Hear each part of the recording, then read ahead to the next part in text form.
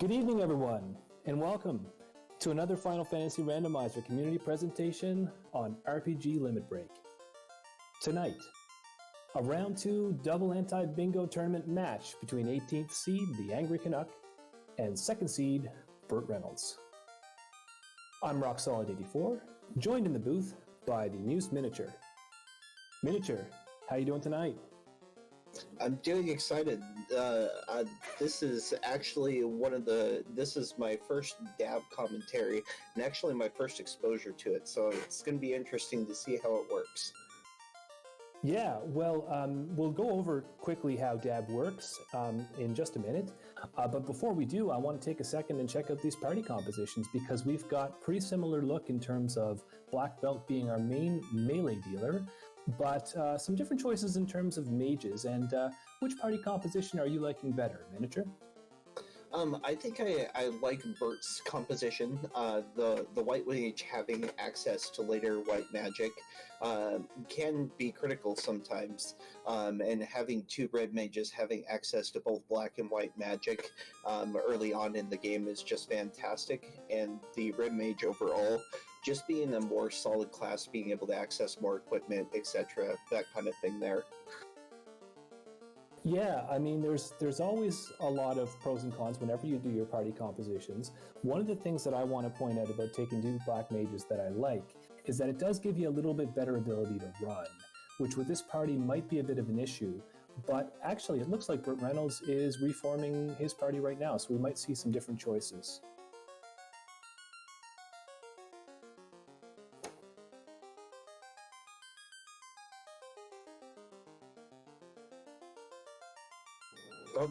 Probably reassessing the blurst classes. That black mage actually had a pretty good bonus on it. I only caught the malice was just minus vitality, which is not something that a black mage really cares about anyways. No, exactly. I mean, you're already pretty much not going to have a lot of health on the black mage, no matter how you look at it. And with the new party composition, now we're back to two black mages on BurtReynoldz' side, which gives you that running, and the white mage. So you've got guaranteed access to all magic, which can be pretty helpful in bingo.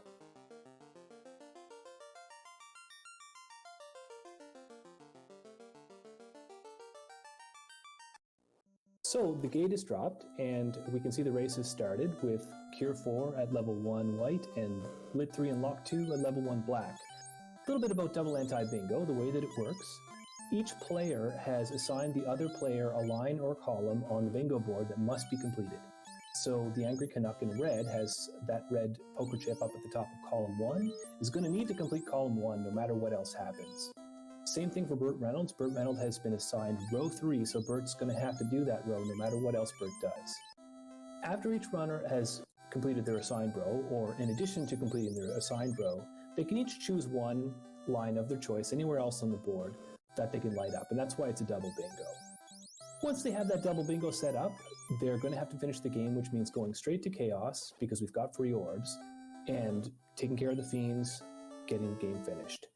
So BurtReynoldz is the first one to head up towards Topher, and both of them have access to some pretty good sweepers. How do you feel about the setup here, Miniature? I think that Garland is going to be a walk in the park, but sometimes he can prove to be a little challenging. So we're going to see how this goes. Lit 3 taking it down pretty quickly, though, advancing everybody to level 2 pretty quickly. So we'll be able to see that the king giving the key here, and the princess will be giving us the herb. So that's interesting, because that gives us pretty much direct access to Matoya's item as well. So that makes Matoya's cave pretty early this seed.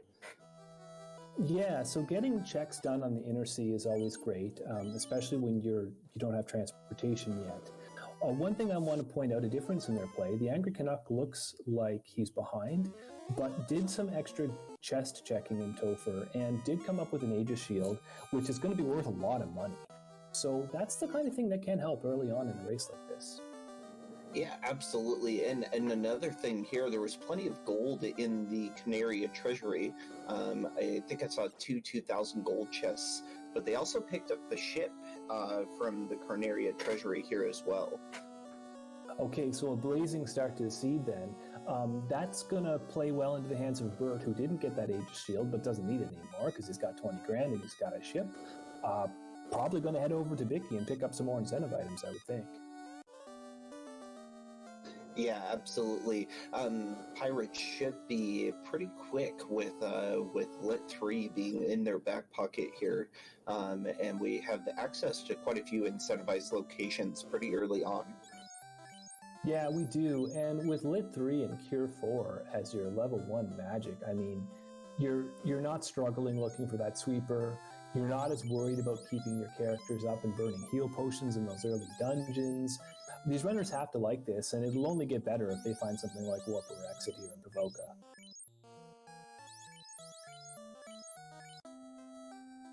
And the bagpipes.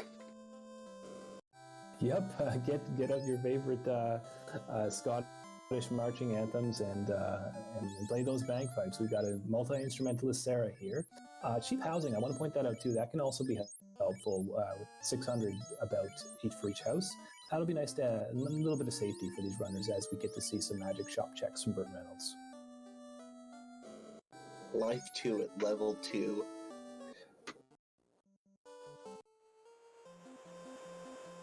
Was that Life 2? I saw Fog 2 and Life, but my screen's a little bit fuzzy, so... It might have been just regular Life. I think I saw 2, but I'm not 100% positive. He didn't pick it up, so we'll definitely be seeing that here shortly. Yeah, so our tracker in chat pointing out that it was the Garden Variety regular Life. To be honest, it doesn't really matter. I mean, if you've got either life spell at level 2, you're very happy. This is turning out to be pretty kind seed from the perspective of Magic, as we even get Zap at level 2 as just an extra option in terms of that early game instant deaths. Yeah, and you know, when I was playing through the vanilla game, I wasn't a fan of instant death, but now that I've played the randomizer, I realized that it's actually pretty dang potent. Yeah, well, it depends on what you use, right? I mean, the rub spell is not something that speedrunners typically will go near, but Zap is a great one. And the Quad X spell, when you know how to use it, that's the real problem when you play the vanilla games. You just don't know what any of the rules are. But once you know how it works, okay, with Quad X, if they've got 300 HP or less, they're going to die. It suddenly becomes a very useful spell, when before you were trying to just use it on bosses out the gate. It never worked. And the Angry Canuck has picked up the loot from the pirates. Yeah, so Angry Canuck not running with the renamed instruments, gets a boring old lute instead of a bagpipe. Burt picks up Life 2 at level 4 just to have it. We've got a question in chat about the duck sprites that Burt's running with, and that's actually a fun little community feature. One of the things that some of our runners will do is they get sort of creative with it, and they change the sprites. It's just a visual thing. As to why it's a duck, that has to do with the community labeling that goes on. We call new players ducklings, which Burt isn't. But somebody like myself, newer player, I'd be called a duckling. And so to run with a sprite like that, it's kind of just a little bit of memes and having a little bit of fun with the game. Yeah, absolutely, and the randomizer really allows for some really nice customization, and I mean it's got tons of settings. Every time that I look at a flag set, the devs have really put in some time here on this randomizer. They really have. It is a very deep randomizer. A couple of important pieces of information we have here now. We just found out from a hint giver that the fairies got the canoe, so that's a little bit weird. We must have the Ryokan Desert docks on, because otherwise there'd be no way to ever get that, because we need the floater to get to the ferry, and then we need the canoe to get the floater normally. So that's an interesting piece of information that is going to really guide these runners in terms of their next choices. Also want to point out we did have gold bracelets at Elfland. Yep, 12,378, I believe, was the number there. Quad X was at level 4 at Black Magic as well. I missed that.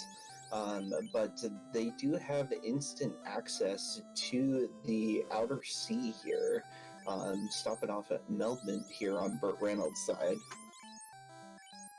Yeah, so Janigan doing some quick deduction and deducing that floater must be an Earth. I have to admit I didn't follow the logic there. Janigan's maybe a step ahead of me there.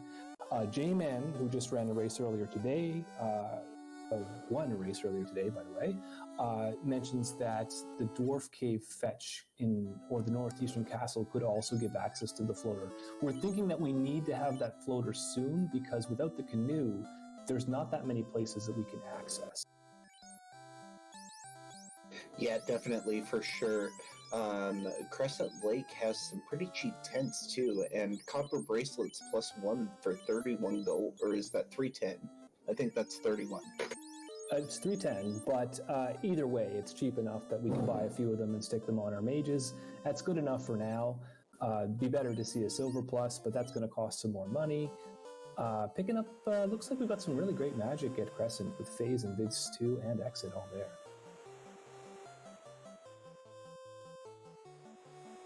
And Temper at level 6 black magic. Yeah, that's pretty good, especially with both of them having 2 black mages. That's going to be low enough level that they're going to be able to utilize it. We see a ruby pickup and get some information about where the TNT is, although I couldn't quite read what the sage said. It always blows me away how quickly these runners can just look at it and go, okay, that's the information I need, and close out the dialogue. Oh yeah, it's not just speed running, but speed reading sometimes.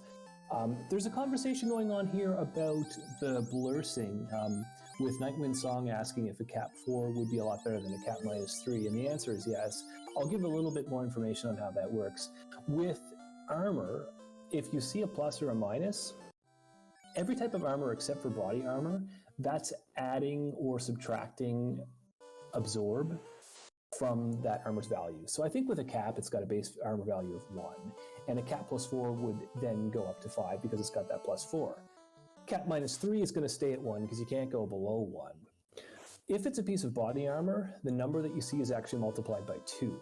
So, for example, a steel armor +2 is going to actually get 4 extra absorb from that bonus.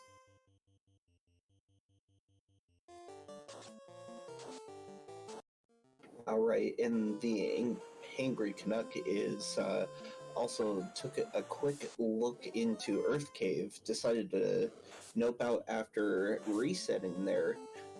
So it's interesting to see that he decided to make that play instead of just sticking it out here. Yeah, early Earth is always a bit of a gamble.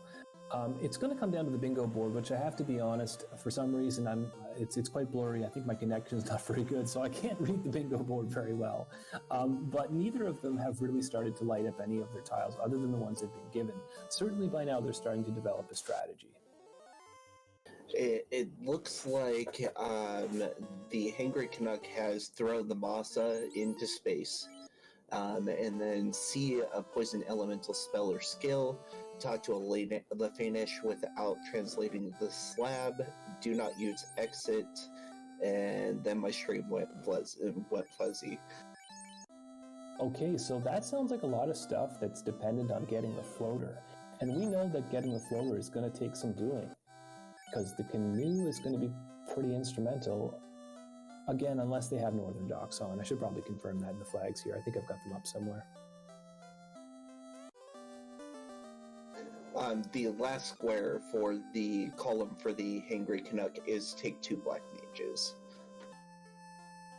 Okay, good. So they've both got that one figured out.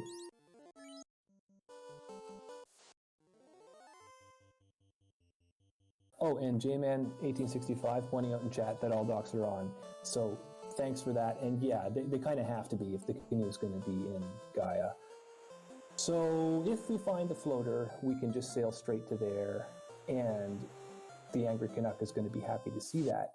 It is currently heading east. Without the canoe, I guess maybe going for an Earth check?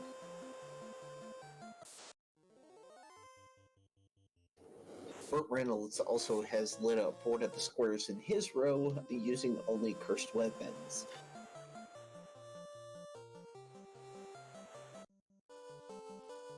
Yeah, so Bert's obligated to finish the seed with that. It doesn't really matter too much for Bert, or either of them really, since they're both running black belt comps. The weapons are not going to be a huge factor. The only thing that would really matter is if you found the Mazmoon and it rolled up and you wanted it early on for some reason. Bert picking up the rod in Titan's Trove and the Angry Canuck right behind. Yeah, so that definitely makes Earth the play here, I think, because it's top to bottom. You can clear out Earth Cave pretty quickly here. Early Sarda on as well, so we're going to see a Sarda pickup. Yeah, and let's see what Sarda gives. It is the floater right out of the bat. So I was going to say, if Sarda doesn't give the floater, we'd probably see them going to Earth. Now that we've got the floater, there still might be a quick check down there for no other reason than to check what the trap tiles are, because trap tiles are pretty important for black belt comps.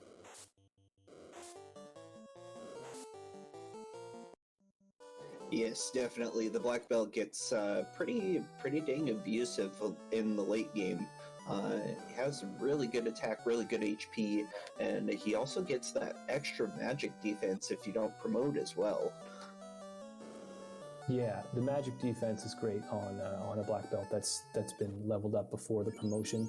But BurtReynoldz deciding not to check trap tiles, at least not yet in Earth, and it's going down now. It looks like maybe he's just going to pick up his airship and start flying around. I can understand that.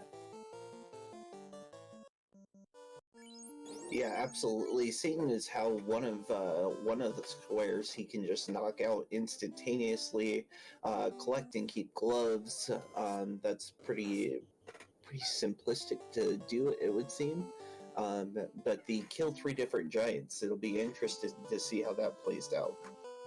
Oh yeah, and I don't know if anybody out there was watching the race earlier today at 1 p.m. on Randomania, but Lord Fizzlebeef had one of those kill 3 different tiles. It was the lizards in this case, so that's the Agama, Soria, and the iguana. And really had a hard time finding iguanas and Sorias, and not for lack of game knowledge, just that's the way the randomizer rolled.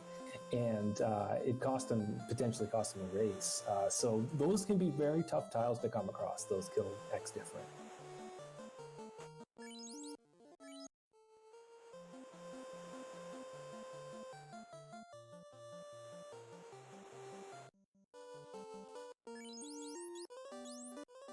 So Canuck breaking the bottle and the floater, probably going to head straight down for the ferry right now to get that canoe. Pretty no-brainer play here. Actually, BurtReynoldz is already ahead. I don't know if I said Burt or Canuck, but they're neck and neck right now. Yeah, absolutely. And then BurtReynoldz heading over to Lefane here in order to check another box off of the checklist. Yeah, so we see pro rings at Gaia there. That's where they're going to be. And we're about to see what this slab is. What are you thinking? A miniature for this one? I'm wondering if it's going to be a red herring, something like a well, the Mazmoon, I suppose, is the only non-progression item here. Although it's kind of like progression if you got to throw it into space. Yeah, I definitely agree. I think that there's still enough on the table here that we can get some very easy to handle progression here. The Hangry Canuck deciding to opt for Volcano here. I think that's an interesting play for him.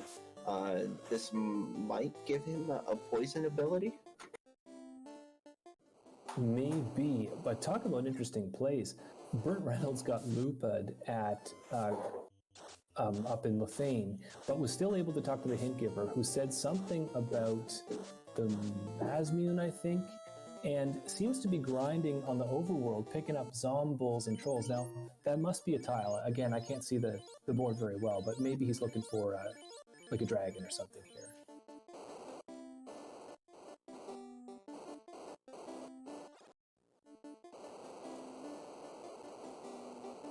Yeah, I'm not quite sure what he's doing. I mean, this area of the overworld gives some fantastic experience. So maybe just looking to pick up a level or two before he starts working on that last square. Because I mean, after the last square, it's go beat chaos. Yeah, chat weighing in on this and saying he's probably looking for the frost giants. That makes a lot of sense. I can sort of just make it out now. It looks like that's the last one that hasn't been lit up on Bert's row 3.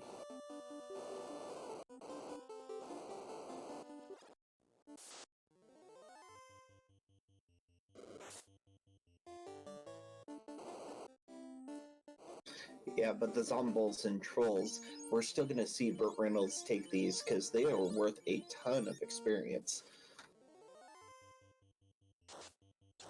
Yeah, experience and money definitely helpful when you're low level like this, but if I'm Burt, I'd rather see the frost giant keep moving. I mean, there's definitely better grinds as he starts to reset out of some zombies. And Geists have poison touch.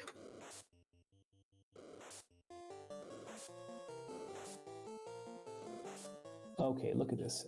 We've got some regular giants.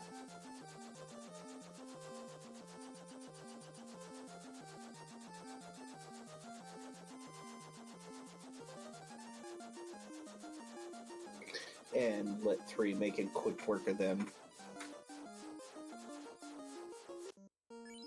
Yep, so Canuck is now up in the Lefane area, and if Canuck's slab is translated, we're going to see what this item is. Otherwise, he's just doing an information dive like Burt just did.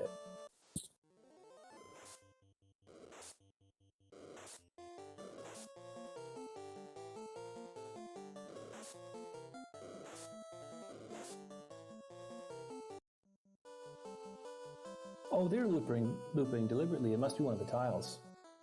Chat's pointing out that it's required for both.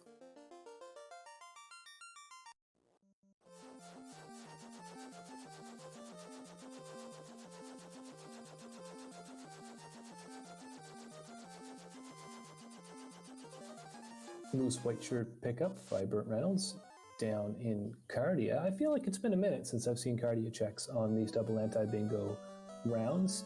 Since they're just boxes, it's not somewhere that people usually end up with, but I wonder what Bert's looking for.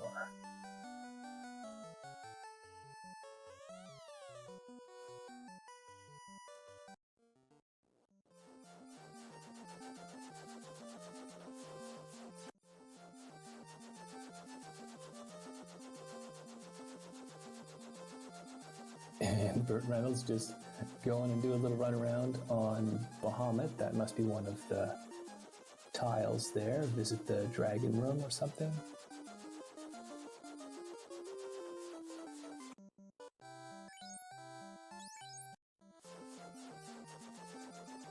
We see the vendor item, Chime, at the caravan for about 23k.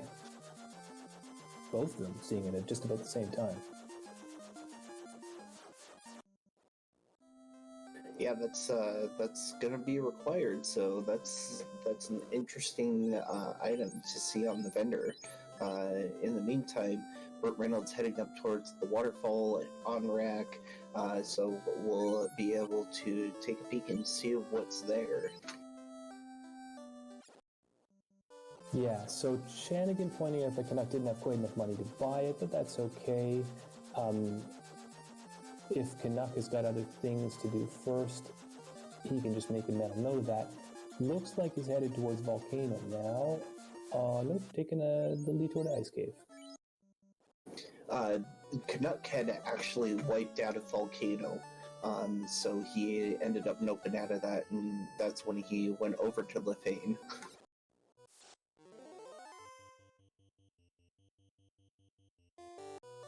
Right, so Burt is continuing to look for encounters on the overworld, now over by Onrak, and maybe there's a dragon. Yeah, kill 3 different dragons, and look at that. Burt's actually very close to finishing column 3, so Burt's got to find, and I think I said this at the beginning, that these kill X difference can be very trolly.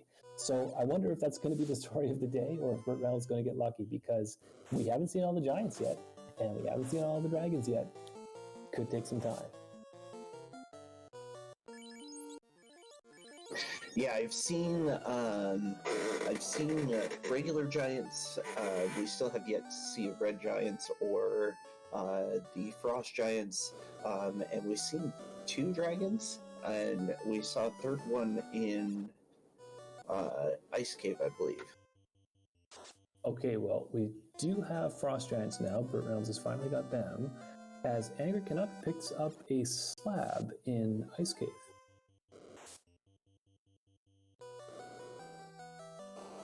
Question in chat, do wyverns and worms count as dragons? They do not. So the way that these kill X different tiles work in bingo is they are gonna be enemies that share the same artwork. So in the case of the dragons, we've got the frost dragons, we've got the red dragon, the zombie dragon, and maybe one more. I believe the gas dragon shares the same sprite, right? That's right. Yeah, so gas dragon would be the 4th option. It looks like we only have to find 3 of them, so that's actually a little bit of a break there. Yeah, and I didn't see it in the flag, but I believe the ordeal spike tile is indeed going to be a gas dragon, or not gas, zombie dragon. Oh, so you're saying we've got the vanilla trap tiles? I think they might be shuffled, but I'm looking at unless I've got my flags pulled up wrong, they are shuffled. I just glanced over it, and you are correct. I was totally wrong. Right, so we could have that now, but actually it's unlikely because we're also using alternate formations, so I'm not sure if that zombie D formation shows up in alternate.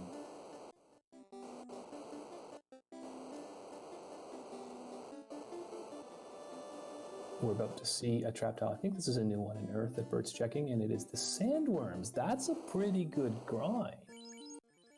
Yeah, absolutely. Pretty easy to take down, too. Canuck making his way down to the lower floors of Volcano as well. Yeah, so Canuck's going to give us a look at the Agama tile, most likely, which is a nice one that runners like because you can take as many of those fights as you want, but no, Canuck's blasting right past it. Oh, going to check it here over in the inside of location. And red D on the bottom floor of Volcano, so that gives us another one of our dragons. Yeah, exactly. It looks like it's pretty common too.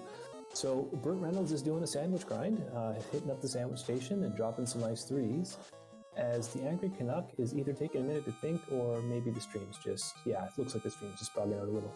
I didn't realize how low level Angry Canuck still was. This is going to be a good time to get some levels if he finds a good grind here in front of the chest. Giants is okay, but it looks like Canuck is deciding to just run and pick up incentive item Crystal at Volcano.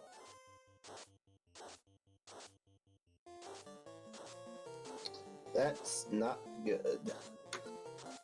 No, Spectres with a high-level sweeper like Frost is pretty demoralizing. The Angry Canuck is going to head back in, though, armed with the information and the ability to run on lava tiles. Should be able to get through, but I wonder what Canuck is thinking. I guess Canuck just wants to make sure he comes away with that crystal, but yeah, resetting out of it now, which is understandable, because even if you get the crystal and you get past the trap tiles, you've still got to defeat carry, and at level 8, I don't see that happening. Yeah, I definitely agree with that. Checking out the 3 chests in Astos' castle is a pretty good play as well. Skipping over the trap tiles, though. Yeah, just grabbing the gear first. I like this play. A lot of runners will come here because it's pretty easy. If you find a good trap tile like this, 4 Agamas is perfect, and you can take it pretty safely because if you need to, you can pop out and save and come back and get some more. As long as these Agamas don't have anything nasty, this is going to give Canuck all the levels he could possibly want. Yeah, I definitely agree with you there. The only potential problem is that they have mute touch. Okay, but Angry Canuck just getting a boatload of levels right off the bat there. May jump out and save. If there's any houses, that would help get spell levels back too, but it looks like he's healing up to take a few more before getting that safety.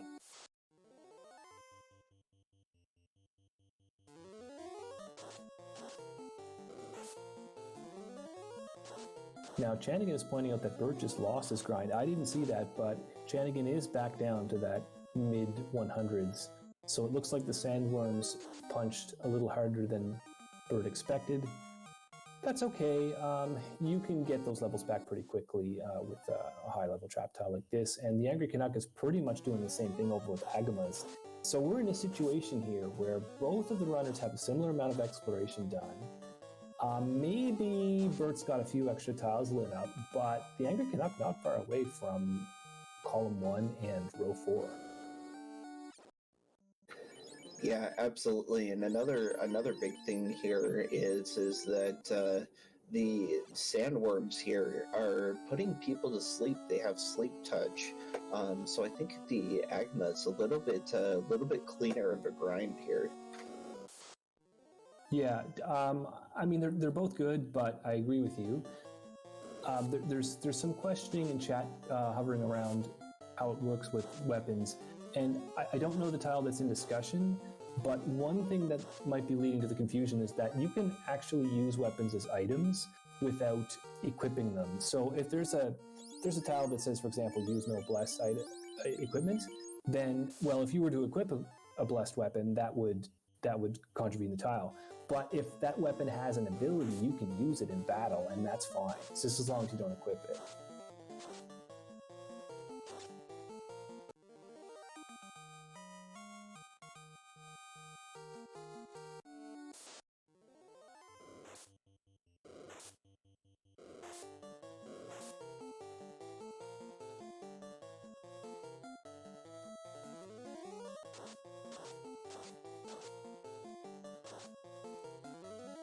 And it looks like we might have a stream block on BurtReynoldz' side here. Oh, looks like our restreamer is already all over it. And losing both black mages to the Agama grind on the Canucks side. Okay, so we actually have a forfeit from BurtReynoldz in the race room. So not sure what happened there. We'll check and see if he wants to drop in and say a word. Otherwise, we've got Angry Canuck on the screen, and we're going to see how Canuck does with this grind as it continues. Yep. So as I understand it, Canuck has not won at this point. He still has to finish the seed. Right. That's actually a good point. In order for this to be considered a win, we do have to see that win happen. So there's still the race is still on in a sense because Canuck is going to want that win.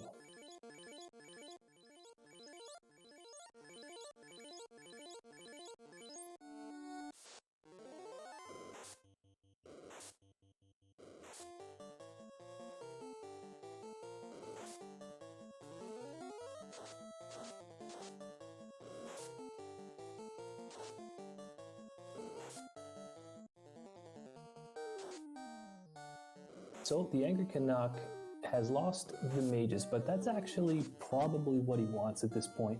The black belt is getting just about to the point where it's going to be able to one-shot those Agamas now, and we really do want to concentrate that experience on the black belt, because the black belt is the one that gets all that big damage, that gets that big MDEF, really helps us in the late game.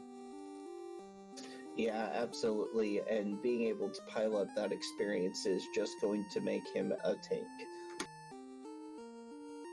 Yep.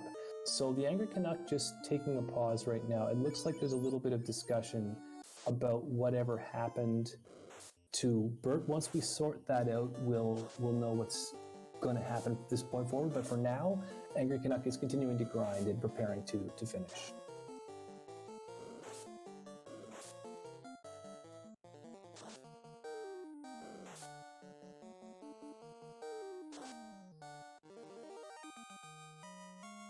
And at 22k a pop, these fights are really starting to turn that black belt into it's starting to show its true colors in a sense. And Canuck's going to go probably to level at least 32, and I'd say probably 42. With a 4 Agama grind like that, you might as well. Yeah, absolutely. With that black belt being the major damage dealer, that definitely makes sense to me.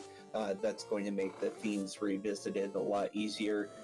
He's going 42 is where he receives his last hit count upgrade as well, I believe, if that's correct.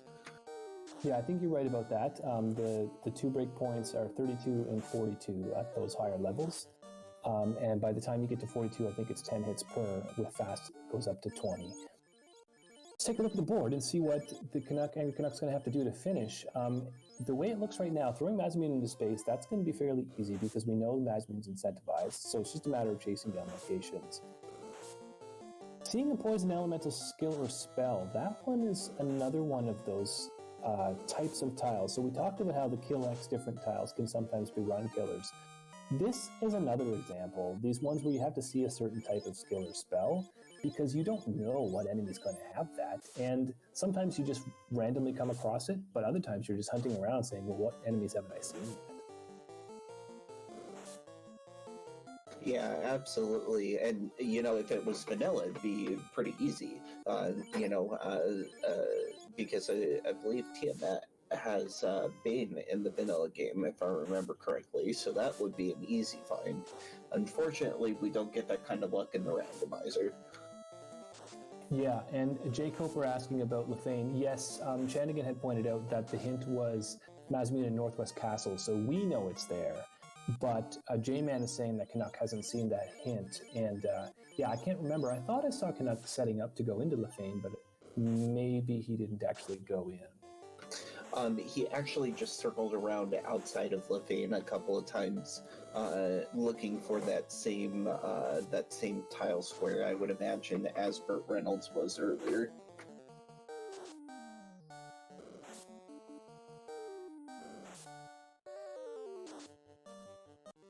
Okay, so Janigan pointing out that he was there and did not check the hint. Yeah, okay, I understand that.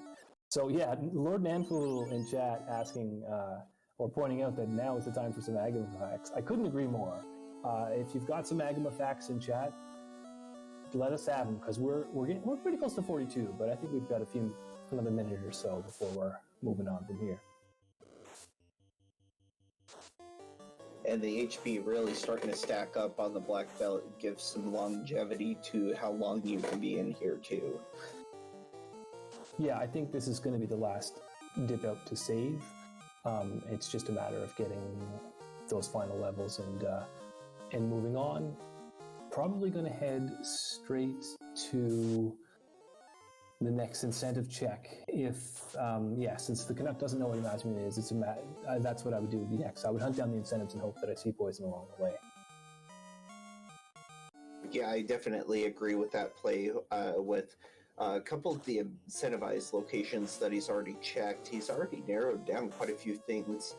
Marsh Cave's still on the table for him as far as he's concerned.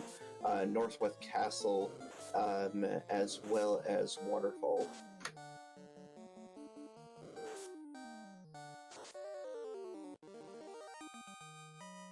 Okay, but isn't he in Northwest Castle? So maybe he doesn't have the crown. Maybe that's the issue. Yes, but I'm just speaking from his perspective because he didn't pick up the hint that it's in Northwest Castle. So as far as he's concerned, it could be in any of those locations. Right, good point. So I'm just going back over our notes, and shout out to Chanigan, our tracker, doing a great job keeping everything straight here. I'll do a little rundown over what we know so far. So the king had the key, and Sarah the princess actually had the herb. Bicky was holding on to the lute. Sarda had the floater. The sage had the ruby. We haven't seen the waterfall robot yet. We know that Astos has a Mazamune -1. A Matoya we don't know yet. The elf prince had the bottle, and the fairy had the canoe. The vendor item was the chime at the caravan, and it cost 23k or so. The ice cave had the slab. The Titan's incentive had the rod. Volcano had the crystal. Corneria Locked had the ship. So at this point in time, the Angry Canuck has the key, has the loot, has all 4 orbs. All the Angry Canuck really needs to do is finish the bingo board, finish the grind, and get the win.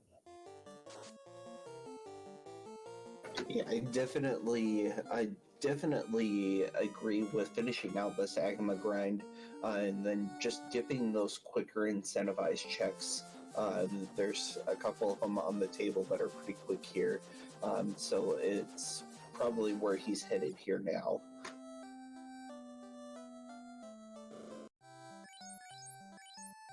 Yep, so Canuck picking the other light warriors back up.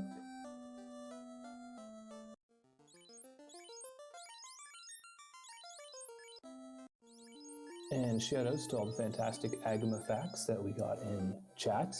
Never say that Final Fantasy Randomizer didn't teach you anything, because we learned a few things today. As the Angry Canuck jumps back in the airship, heads east to Volcano, it looks like.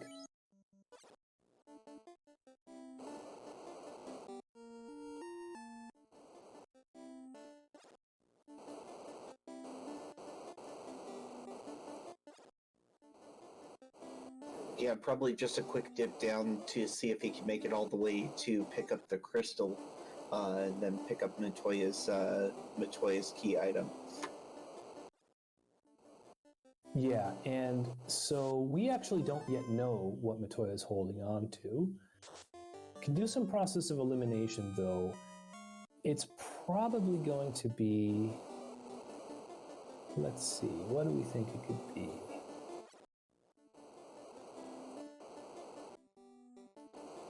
Oxyale? Haven't seen that yet.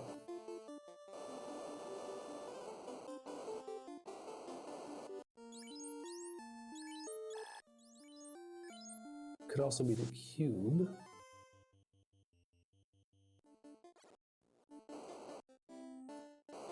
The Angry Canuck will need the cube because one of his tiles is to throw the Masmian into space. The Angry Canuck is probably looking for that Masmian, doesn't know what we know, but healing up and about to get that crystal.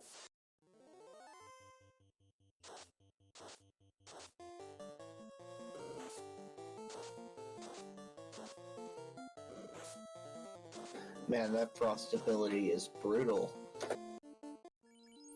Yeah, it's pretty gross.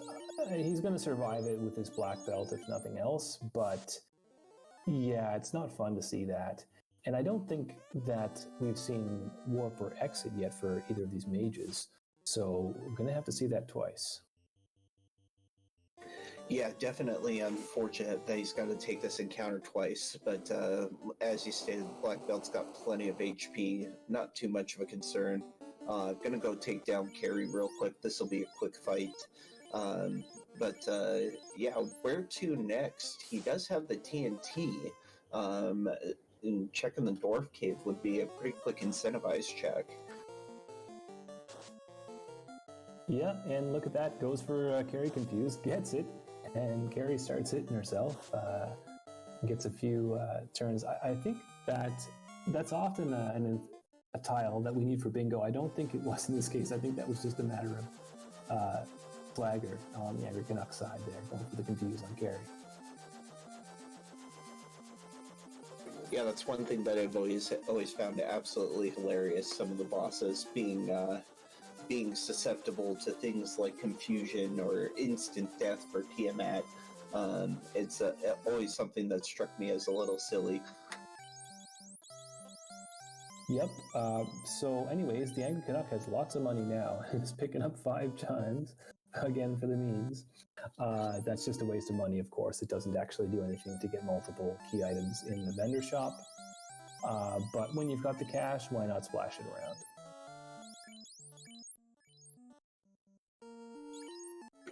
One thing of note that could help with Topher here is that we did see pro rings over in Gaia, I believe it was. Yes, we did see pro rings in Gaia.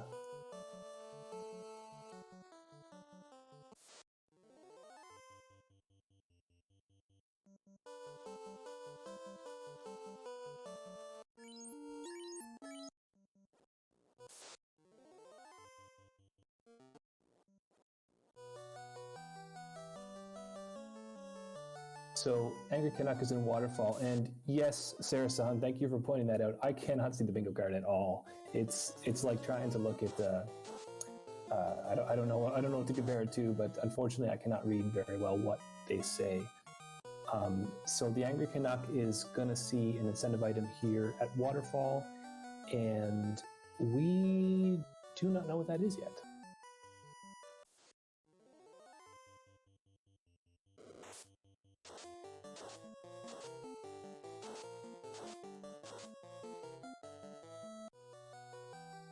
Yeah, definitely an interesting routing choice since you got to go down a couple of floors. But seeing as how he's got time to do so, I think knocking out these little bit more time-consuming checks, definitely the way to go here. Yeah. So here we get a sense, and look at that. Is this even randomized as we get a cube from the Waterfall robot?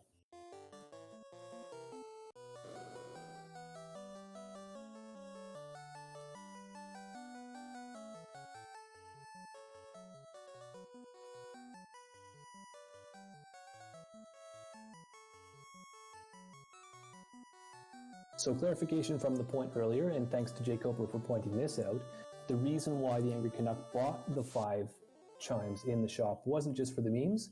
One of the tiles actually said, spend 100,000 grand in a shop. So that's just a quick way to get it done, and some heads up play by Canuck to go back there and pick up an item and get a tile light up at the same time.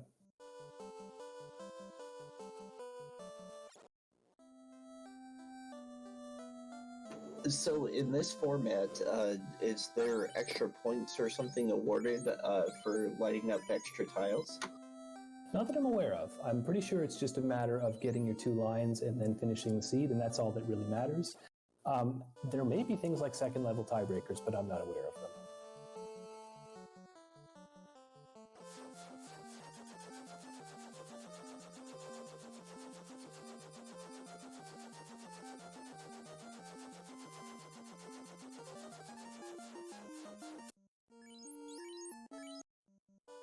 And looks like Canuck is going to be heading straight for Mirage Tower, maybe hoping the Mazda is in here. Yeah. It would be useful if it was, because then you could pick it up and throw it out the window at the same time. Fortunately, we know that it isn't.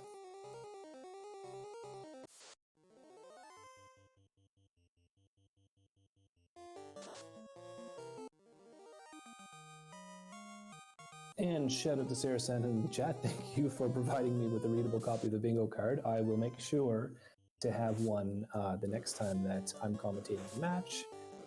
So now, comparing what we can see here, it does look like we're still chasing down that throw Masmine into space. We do still have to see Poison, Elemental Skill, or Spell, but row 4 is completely lit up, so it's just those 2 things that Canuck needs to do before heading onto Chaos and finishing up the seed.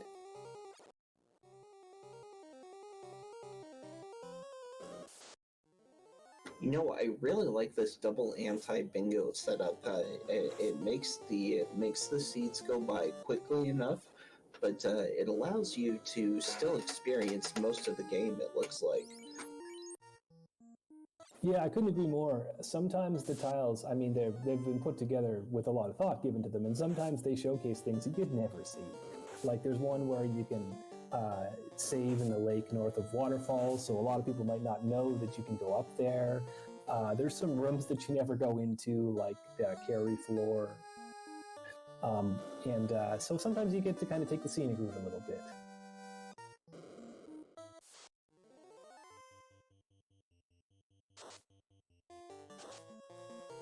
Okay, so I was clearly wrong. A hangry Canuck did not have the TNT. I just looked at the wrong item there. Okay, so Canuck, having picked up the TNT, is done with this tower, walking it out, and probably going to cash that TNT in. I mean, basically just following this incentive chain. Let's see if we can get ahead here a little bit. So that would go to...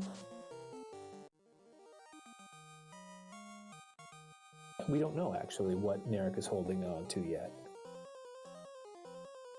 I think we might see those dud items pretty soon.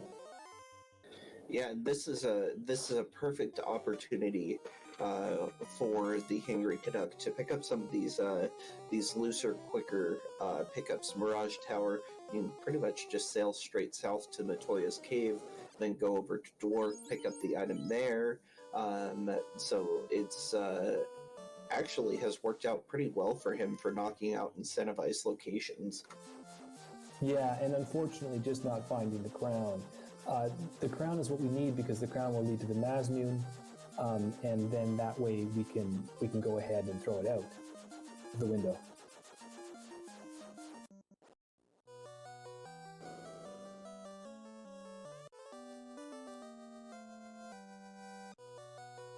Speaking of, Yep, there it is. And Matoya was holding on to that crown all along. A little bit of a shuffle from the vanilla game.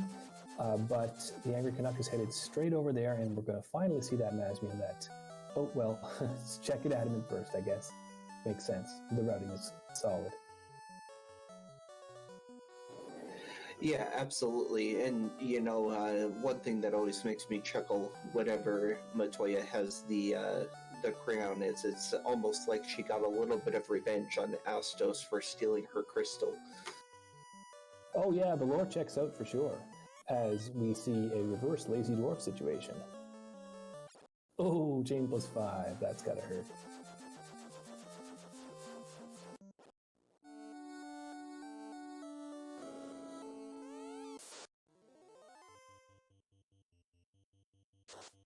I feel like the dwarf smith may have been slacking off a little bit with turning over a chain armor instead of the vanilla X-Cal, although chain +5 is actually pretty decent armor for that fighter. If you're running a fighter comp, a lot of people would take that to the end game. Alright, and the Hangry Canuck has picked up his Mazmune, heading straight for Mirage Tower. Yep. Can't wait to just throw that sword out the window.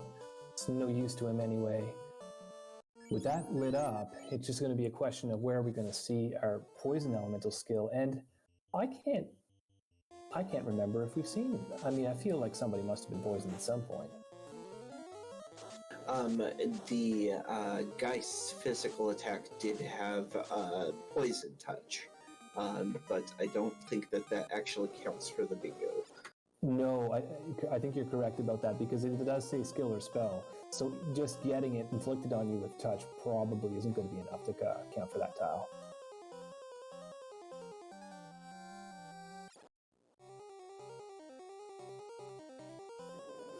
So in terms of locations left for enemy domains that we haven't seen the lower floors of Earth Cave. We haven't seen any of Marsh Cave. And we have Topher as well as Castle Ordeals. So probably checking out new areas to see if he can pick up that poison ability would be the next play here. Yeah, I'm going to call Medusas or Gur Medusas. If I had to pick one, I'd say the Gur Medusas. Anything with the script, of course, could be sitting on top of poison spells or skills. As the Angry Canuck throws the Mazmune out the window, thinks about it, and throws it.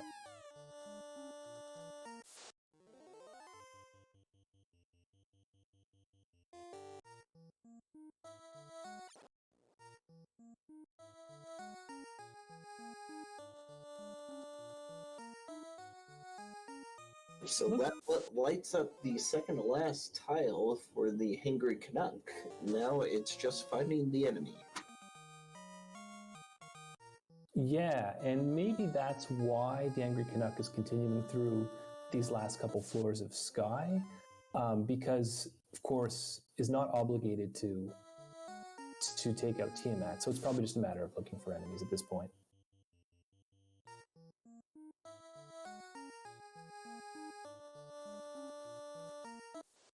Chanigan, our tracker, listing the different poison skills and spells, so that's a very handy list right there.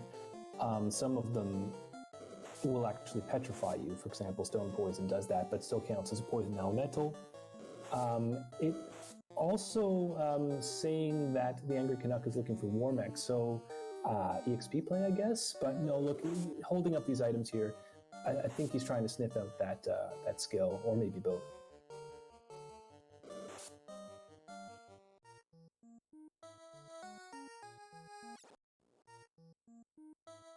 Yeah, I definitely agree. Sniffing out the skill here for him, as well as looking for Warmech, but just going straight for Tiamat here. So maybe hoping Tiamat's script is slightly vanilla here. Yeah. So Tiamat leading off with Blaze, which isn't going to help us out too much. But we'll probably see another round or two. Ink, unfortunately, also not. But with the skill list, it could be something.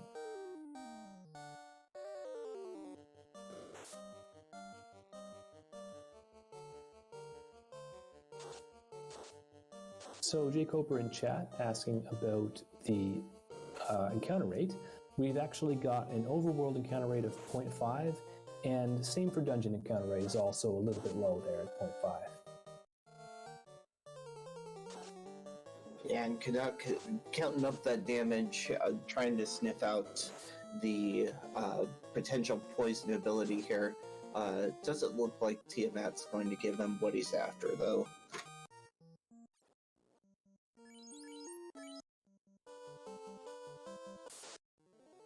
Yep.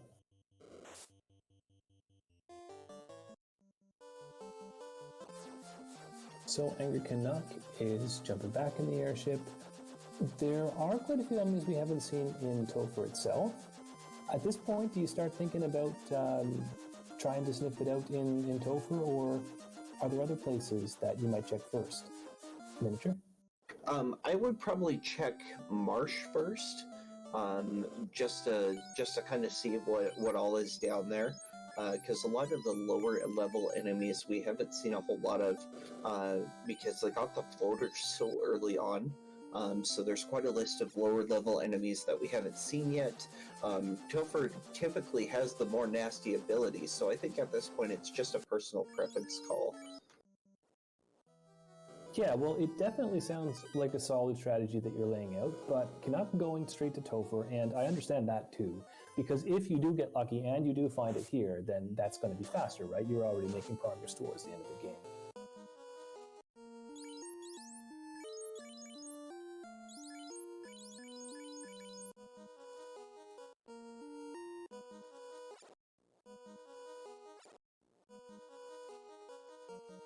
Yeah, and I think that, you know, overall I agree with the play here.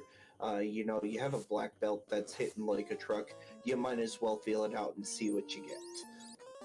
Yeah. And look, there's a tile that Lord Fizzlebeef would like to see earlier today for Zoria's on the trap tile. I wonder if it might have been worth hanging out a little bit longer on there, but we could see them again on the Earth floor. Yeah, I definitely agree. You know, but I disagree at the same time. The black belt has maxed out his hit counter at this point.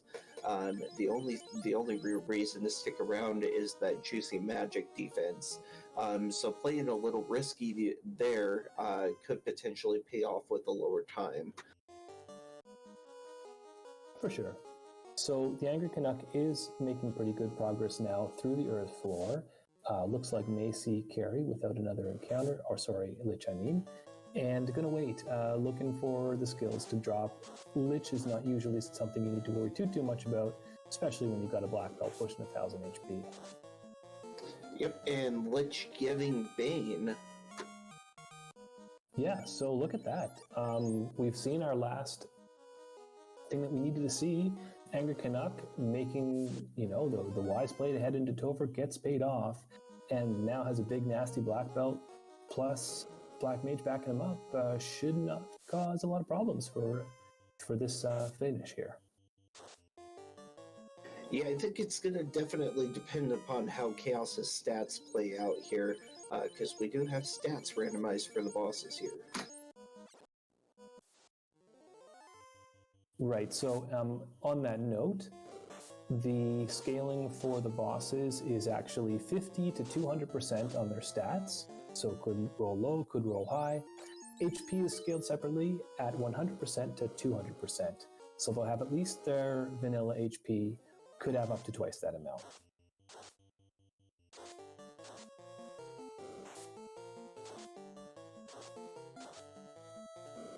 And lots of nasty abilities coming from these waters for Topher. Let's see, Lich having Bane could be a problem if he has to start back out at the beginning and come back down. We've seen Scorch, and there was one other ability that I think I've seen, maybe not. Yeah, well, unrunnable waters are never fun. It looks like these ones have enough HP that Canuck is having to ice 3 and punch them down. It's not something that Canuck is worried about, but it is slowing him down and costing heal potions, which could be an issue. But Canuck making it through to Kraken 2 without much trouble.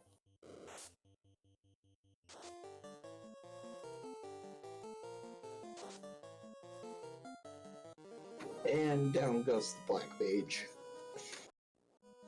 Yeah, I feel like I'm watching some old school UFC or something here with these fiends and light warriors just hauling off and doing 1,000+ damage to each other. The Angry Canuck is not even bothering to move his Black Mage down. And it's, you understand why. There's very little that bosses at this scaling are going to be able to do to it. Yeah, absolutely. And I mean, even if Chaos rolls high defense, it's just going to prolong the inevitable.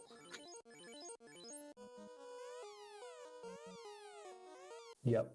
So, Canuck healing up, facing down Chaos. Let's see what happens here as the black belt swings for about 846 damage, looks like. Taking another swing for over 1,000. This is not going to take long. Chaos returning the Quad X is not going to do much. Lit 2 even less. Edgeworth, the champion, throwing out 1,100. I think we're one punch away. Here it is, 788, and Chaos is terminated. Angry Canuck has finished with a time of 59 minutes and 42 seconds. Sub-hour and a GG for the Angry Canuck. Yeah, definitely a well-played seed by him, GG's. And that Chaos fight being super quick is just so satisfying to hit Chaos for over 1,000 damage. Yeah, and now I've said it before, I'll say it again. Canuck has been practicing for these double anti-bingos over in the stream, and it's really showing as he sub-hours a seed that, did have some tricky things and some tough tiles to light up there. Good strategy, good overall play. It's too bad that we had that forfeit. Didn't get any information yet about Burt why that was, but I'm sure there was a good reason. As the Canuck joins us in the booth. Canuck, great run. You just finished in under an hour. How do you feel? Oh, I figured I was dead in the water after about 30 minutes when I had nothing done and I had failed dives everywhere. Yeah, well, we saw you struggling a little bit early on. But you managed to turn it around. At what point did you feel like you were starting to roll again? Second I found those Agamas. Once I got the grind done, I figured, okay, now we're good. Now we shouldn't wipe anywhere. And then I should be quick finding the items I need. Yeah, the 4 Agama grind definitely gave you the levels you needed on your black belt. We saw you taking a few out, dipping out for some tents. I guess they didn't really make you feel too threatened. They didn't have any nasty skills, did they? Didn't have anything I was worried about. I was just ducking out just to save. I was hoping they were going to throw something poison at me. Like I was praying for that, but... Yeah, and that was the last tile that you were struggling with. Of course, that and the Masmune. We had some information you didn't have, and so we knew that you were going on a bit of a wild goose chase looking for it, but you did eventually pick it up. Were you... which of the tiles, I guess, had you worried the most when you got started? Probably the poison skill one, and I died a little inside with the massa one. Yeah, that's always painful. We saw you taking a moment of silence up there before you threw it out That's the window. exactly what I was doing. I put my controller down, I bowed my head and everything. Yeah, well, sometimes you got to commit sacrilege in the names of doing well in a tournament, and you are advancing very nicely, Canuck, with this round 2 win. You're going to go on now to fight to face off against J-Man, who was victorious over Lord Fizzlebeef just earlier today. How do you feel about that matchup? Do you know much about J-Man's play? No, I don't, but with all the names in this tournament, it's not a sure win no matter who you hit, so... No, it definitely isn't. I'm looking at the brackets, and we've got Gregory Puff just to pulled out a win against Sir Link-A-Lot in round 3. So Gregory Puff's the only one into round 4 so far. But we've got a pretty nasty looking round 3 bracket that's going to go between Fryteeth and Phoenix facing off DVS or Demon Frog. So the winner of that's going to have to go against Gregory Puff. And then down on your side of the world, we've got Luffy facing Zero Cool and Deadpulse and Chanigan, who's tracking for us tonight, down in round 2. So you might actually be facing off against the tracker depending on how things go. So did Burt give any information? Not as far as I know. I'm just going to check the race room again. Because I would have rescheduled. I put that in the race room a bunch of times. If he wants to reschedule, I'm good. I don't want to take a win like this. Yeah, no, we saw that, and I'm sure Bert's got a good reason. I'm sure we'll find out about that later. For now, I guess we'll just credit you with the victory and see what happens down the road. But we're all friends here. I'm sure we'll talk about it in Discord and get it sorted out. Yeah, no, I seen him lighting up squares like nobody's business, and I'm like, ooh, this isn't looking good. Yeah, no, Bert's a machine, so it's definitely disappointing to see that forfeit, but we'll find out about that. How about you, Muse Miniature? Anything that you saw or any questions that you have for our victor here? Well, first and foremost, a very well-run seed. I definitely agree with a lot of the plays that you were running. Taking the dive into Volcano early, unfortunately wiping out to that stupid frost ability at such a low level has got to be frustrating. But you were able to keep your head on straight, and you were able to, okay, I just got to come back later. Let's move on to something else. So, very admirable play there. And then, the only thing that I really have a question for you was that I saw you make a couple of loops outside of Lefine. What were you looking for there? Say that again? Outside of Lefine, after you had checked in there, you kind of wandered around on the overworld a couple of times and then went back to the airship and took off to another location. Were you looking for something specific? No, I went to Lefane just to light the square, and then once I got back to my airship, I kind of was trying to make a decision. Do I want to try this ice cave volcano play again, or do I want to try to try to find... I don't know if I had the canoe at that time, but I know I was just... Once I got to the airship, I just decided, once I wiped out of the volcano and ice, I wiped out of ice too, I decided, okay, I'm just going to fill in what squares I can now that I got the airship. And then I just got lucky, figured I'll go check Astos' place, see what trap tiles he had. There was the Agamas. I was like, gear. Yeah, and the big thing that the only other big thing that we were talking about was the decision between going to Topher and going to Marsh Cave, because at the end of the game, those were pretty much the only enemy domains that you hadn't really checked. Topher definitely worked out for you, as Lich gave you Bane right off the bat. Well, I figured the Fiends always have something nasty, so I figured if I sat there long enough on one of them, something would pop up.